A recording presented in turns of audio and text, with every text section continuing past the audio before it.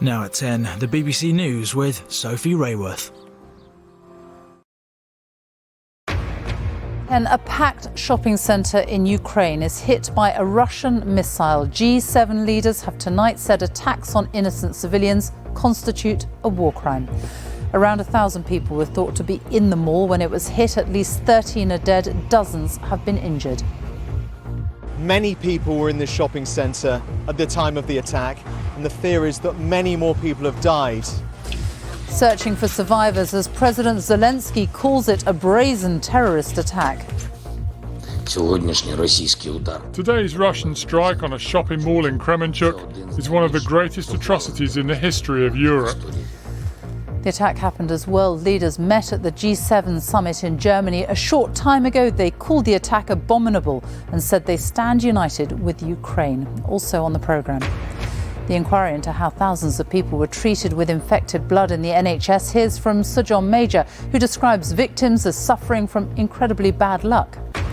The floods in Bangladesh that have killed dozens and left millions stranded. The UN warns of a deteriorating situation. Police say they believe Zara Alina was attacked by a stranger in London at the weekend as a man is arrested on suspicion of murder. And success for Britain's number one, Emma Raducanu, as she makes her centre court debut at Wimbledon. Andy Murray triumphs too. And coming up on the BBC News Channel, more from day one of Wimbledon with men's champion Novak Djokovic kicking things off on his quest for a fourth straight title.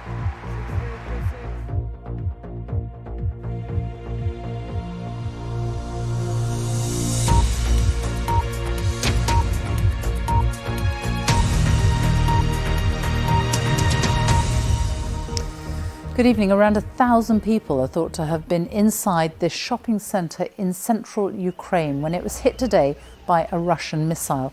So far, at least 13 people have been killed and more than 50 injured, but it is feared that the death toll could climb significantly. The attack happened in Kremenchuk in central Ukraine, a long way from the front line. The governor of the city said it was unlikely many survivors would be found in the rubble because the fire was so big. Our correspondent Nick Beake has just arrived in Kremenchuk and joins us now. Nick. Sophie, this is the smouldering wreckage of Russia's latest attack.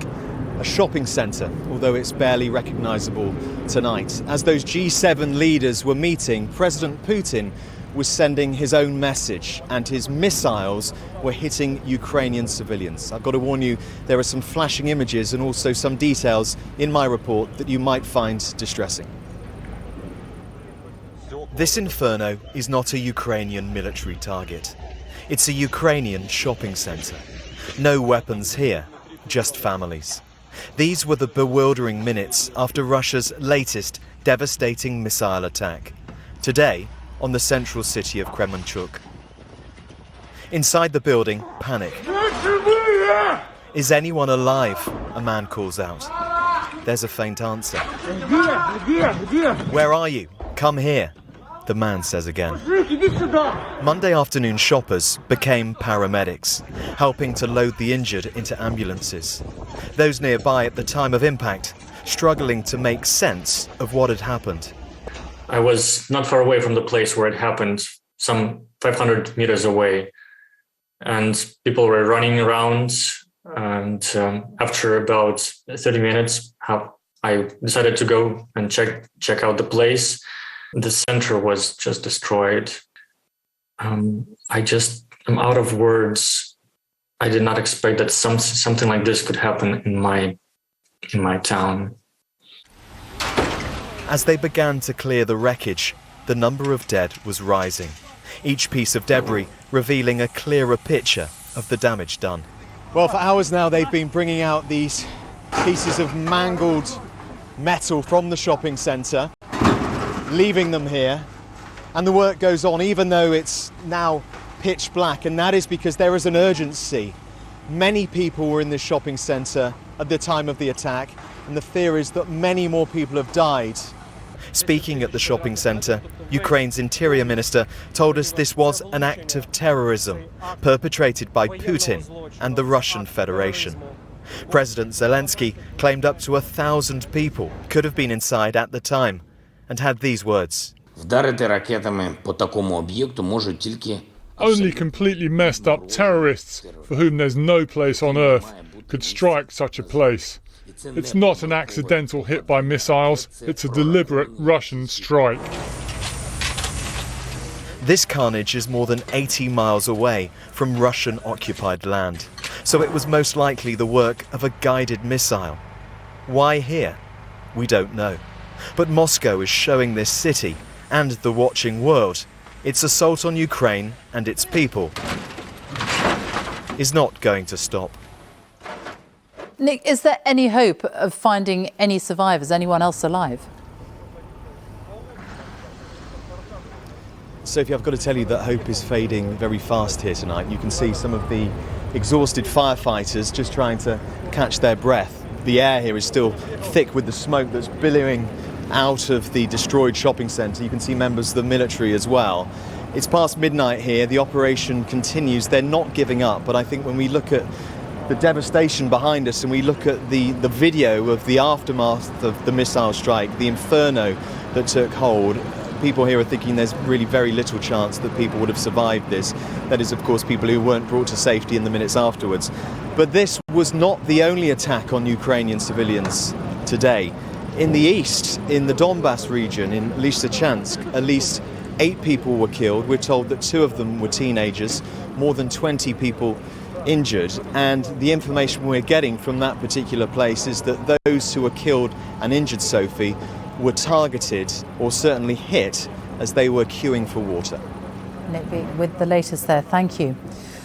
Well, the missile struck shortly after President Zelensky had addressed world leaders at the G7 summit in Germany and called for more assistance, including missile defence systems to protect Ukrainian cities a long way from the front line. Leaders said they will support Ukraine for as long as it takes in its fight against Russia. Our political editor, Chris Mason, is at the summit. Chris. Sophie, within the last half hour, a joint statement from G7 leaders condemning the attack in the strongest possible terms and pointing out that an indiscriminate attack on a civilian target does constitute a war crime. Earlier, the Prime Minister had described the attack as barbaric and appalling after a day where Ukraine took centre stage here. This morning, before this latest Russian attack, a show of unity from the G7 to Ukraine. On the small screen in the corner, President Zelensky, who told the leaders here the war mustn't drag on over winter. If Ukraine wins, you all win, he said. Fantastic. Morning, Prime Minister. Good morning, Chris. How are you doing? I'm all right, how are you? Well, The Prime Minister told me he and G7 leaders are determined to help Ukraine, but it could take time, patience and money. And what they want is their land. They want their country to be able to live in peace and freedom. And I totally support that. And so I think the difficulty is that no one here at the G7 can really see any alternative to simply supporting them in regaining their sovereignty. And if that goes on for years and years and years potentially, at vast cost to our country, to our taxpayers, with implications for our economy, so be it. That's what the UK has to do.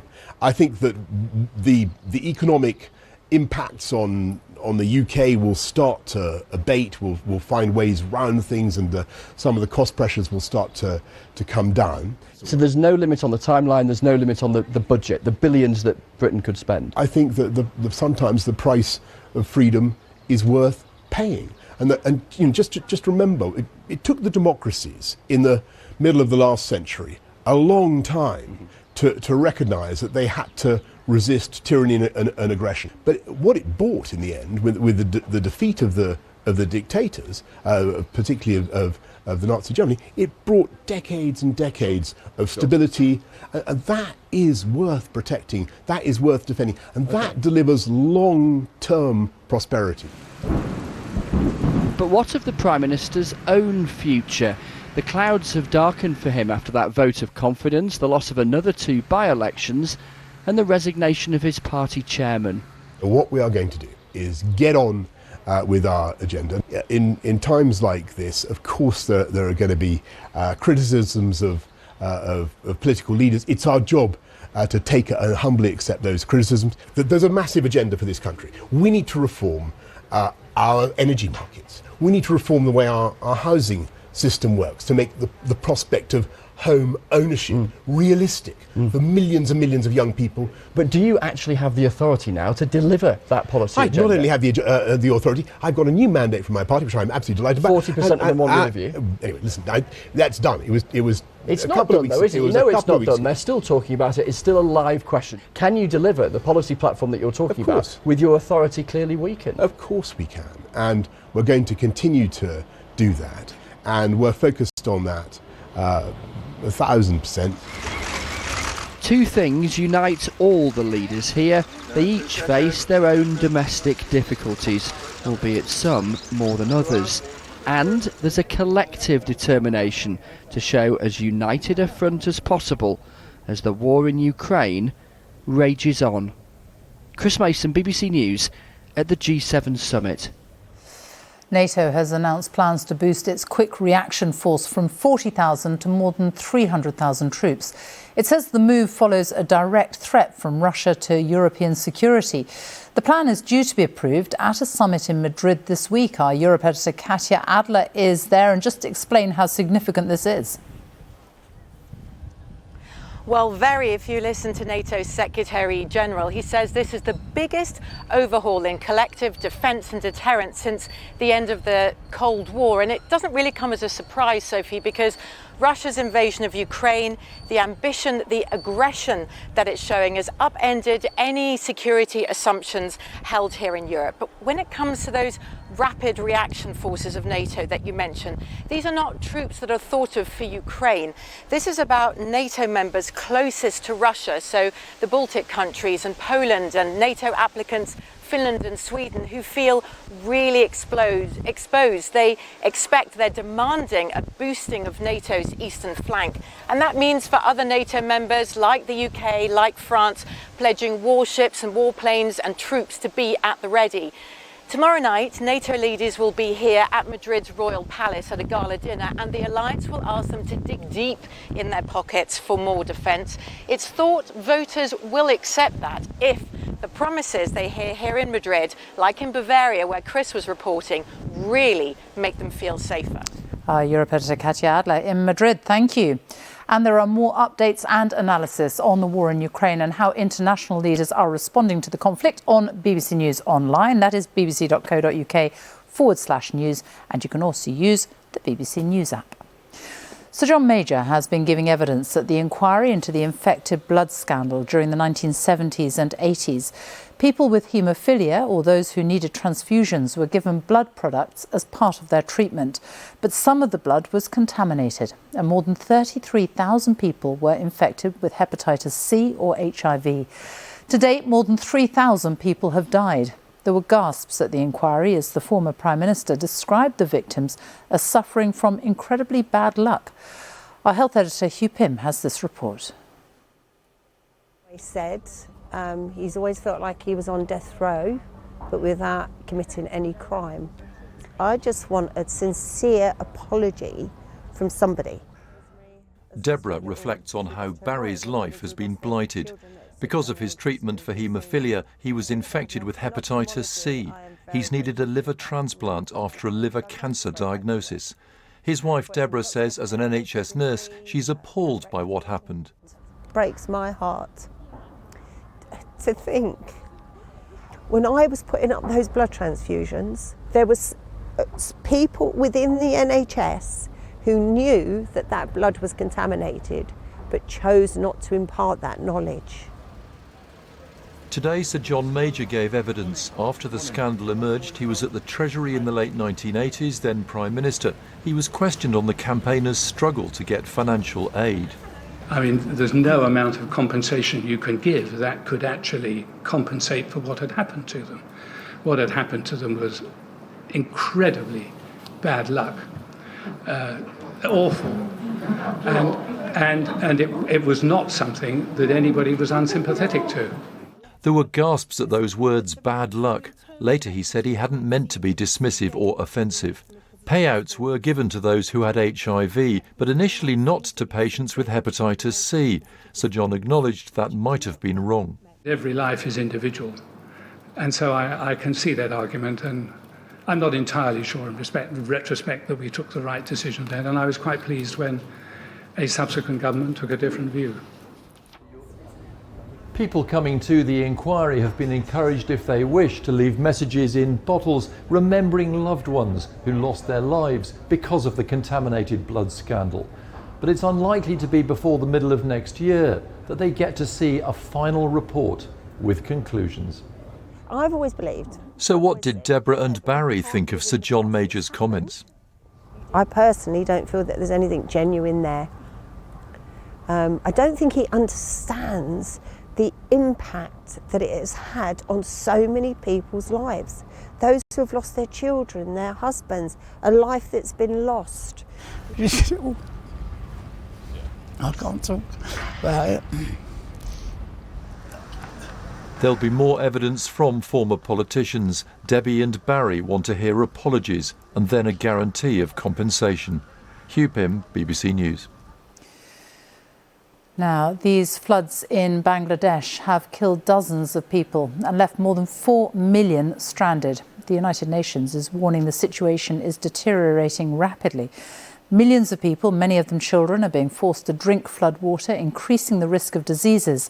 The northeast of the country has been worst affected. In Sylhet, 90% of health facilities have been flooded and more than 5,000 schools and learning centres are submerged. Our South Asia correspondent Rajini Vaidyanathan reports. Hundreds of villages disappeared, entire districts submerged. Flash floods have erased much of Bangladesh's Sylhet region. They've shown no mercy for those living here. Shumaina's home was battered by the rains. It now sits on a makeshift island. A family which lost so much, holding on to the one remaining memory they cherish the most, a passport photo of 35-year-old Goya. He was Shumaina's husband. Her sister also died. Both drowned after the family took a boat out on a desperate search for food and safer ground. We were trying to reach the other side of the bridge. I panicked seeing the amount of water. We couldn't row the boat. It filled up and capsized, and I fell into the water. These are the worst rains in a century for Sylhet. Once a thriving area, now only navigable by boat. The rains wrecked Musammat's house. There's barely anything left to salvage. She's just one of the millions in this region, now left in limbo with nowhere to go. We are living in the college with cows and goats. How will we return to our home? There's nothing left. What will we eat? What will happen to us? This nation's no stranger to heavy rains. Families ready themselves for the annual monsoon season. But so far in June, Sylhet's had nearly double the rainfall it usually gets the entire month. With heavy floods also in neighbouring India, experts in the region say climate change is playing its part in these erratic weather patterns. As relief efforts continue, a longer challenge remains. A struggle for food, clean water and permanent shelter. Rajini Vaidyanathan, BBC News, Delhi. At least 11 people have died and more than 250 have been injured in a toxic gas leak at the port of Aqaba in Jordan. The Port Authority director has confirmed the leak is chlorine gas and specialised teams are dealing with the incident. The Jordanian Prime Minister says an inquiry has been launched into what happened. A woman has been found dead at the scene of a major gas explosion that destroyed one house in Birmingham and damaged others. A man also suffered life-threatening injuries in the blast in King's Standing, which happened on Sunday evening. 6 other homes were damaged and properties were evacuated. A man has been arrested after a 36-year-old woman was killed in East London in the early hours of Sunday morning. Police say they believe Zara Alina was attacked by a stranger in Ilford. Our Home Affairs correspondent June Kelly is there. June. Well, Sophie, Zara Alina was found at around 2:45 a.m. here on Cranbrook Road in Ilford on Sunday morning. Now, paramedics and then doctors tried in vain to save her, and she died in hospital. She had severe head injuries, and police think that no weapon had been used in the attack, but they do believe this was a stranger murder. And of course, that is very disturbing to hear for the people who live in this community. Now tonight, Miss Alina's family are being supported by specialist officers. Her friends have told us how this was a young woman who was a lifeline for both her mother and her grandmother. She cared for them both. They also describe Miss Alina as somebody who worked hard, she studied hard, she graduated last year with a degree in law, and she'd only recently got a job at the Royal Courts of Justice in central London. Now, as ever with these investigations, CCTV will be very important, and detectives also want to hear from anyone who was on this stretch of road in the early hours of Sunday morning and has got any dashcam footage. Meanwhile, a 29-year-old man is in custody this evening, and he is being held on suspicion of murder. June Kelly, thank you. Let's look at some of the other stories making the news now today. And MPs have voted this evening to give ministers the power to scrap parts of the post-Brexit deal between the UK and the EU. The government wanted to change the Northern Ireland Protocol to make it easier for some goods to flow from Great Britain to Northern Ireland. But the European Union says Boris Johnson's plan is a breach of international law. Barristers have gathered outside courts across England and Wales as they strike over pay and working conditions. The Criminal Bar Association has rejected the offer of a 15% increase because it would only apply from 2023 and not to any of the 58,000 backlogged cases. Further strikes are planned until the middle of next month. In every democracy, you have to have a functioning justice system. It's every foundation of a society has to have it. And if we're being treated the way we are, there's no one coming through. I've been doing this job for 25 years. The juniors just aren't there anymore. It's not paid enough money. We've got to have it. The Charity Commission has said it will review reports that Prince Charles personally accepted large cash donations for one of his charities from a former Qatari Prime Minister. A newspaper claims the donations total more than £2.5 million over 4 years from 2011, with the first of €1 million in notes handed over in a suitcase. Prince Charles's representative said all correct processes were followed. Illegal buffer zones around medical clinics in Scotland could be a step closer after a national summit on abortion care. The First Minister, Nicola Sturgeon, convened a meeting to discuss a new bill to protect people who work at termination clinics in Scotland and the people who use them. Our Scotland correspondent Alexandra Mackenzie reports. It's gatherings like these that prompted today's abortion care conference. Anti-abortion protesters have become a common sight outside this clinic and hospital in Glasgow. If today did result in national legislation surrounding buffer zones, that would be an incredible step forward in abortion rights. Lily wants change. After choosing to end her pregnancy 4 years ago, she said she felt scared walking past people with placards and is calling for protest-free buffer zones to be introduced.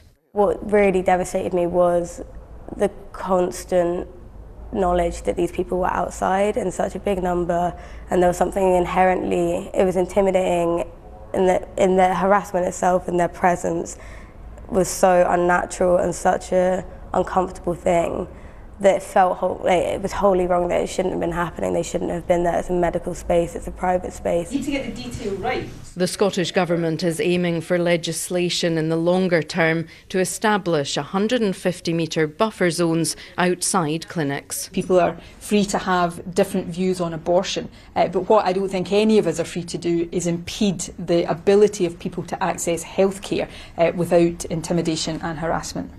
The first buffer zone was set up in West London in 2018. There are calls for more in England and Wales. In Northern Ireland, a bill to create buffer zones was referred to the Supreme Court. Protesters say it infringes upon their freedom of speech.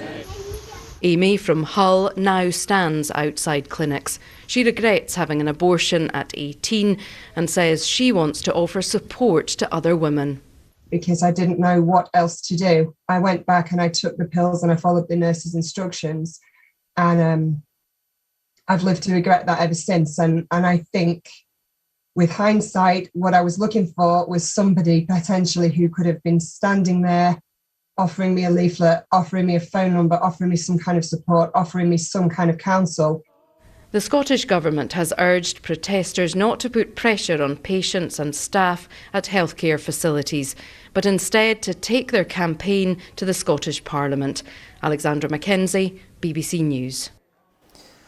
The Queen has arrived in Edinburgh at the start of a week of events. The Queen, who's 96, attended the historic ceremony of the Keys in her first public appearance since the Platinum Jubilee celebrations earlier this month.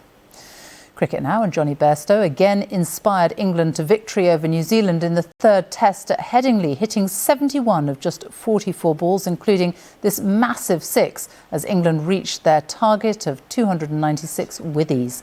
The 7-wicket victory completes a series whitewash and gives new captain Ben Stokes his first test win victory. And England's women have also been in action in Taunton, where they were taking on South Africa. England took early control with debut wickets for Izzy Wong and Lauren Bell. South Africa recovered and were eventually bowled out for 284 on the first day of the test. Now, Wimbledon is back. So too is Britain's Emma Raducanu, who won on her centre court debut a year after she took Wimbledon by storm. Andy Murray has also been in action tonight, as Joe Wilson tells us from Wimbledon. Actually, with imports, it's...